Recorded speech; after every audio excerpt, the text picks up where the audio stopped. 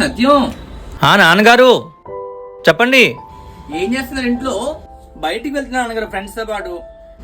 నువ్వు నీ మేకప్ తగలయ్యా. మార్కెట్కి వెళ్ళి 2 కూరగాయలు తీసుకురా. మీరు ఎప్పుడు ఇంతే, వెళ్ళే ముందు ఏదో పని చెప్తాను నాన్నగారు.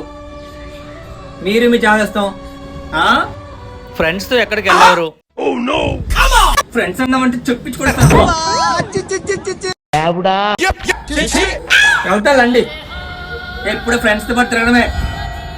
బుద్ధిగా ఇంట్లో ఉండు, అర్థమైందా? ఆ చిన్న చూసి నేర్చుకో. అటంత బుద్ధిమంతుల్లో ఆఫీస్కి వెళ్తున్నాడు.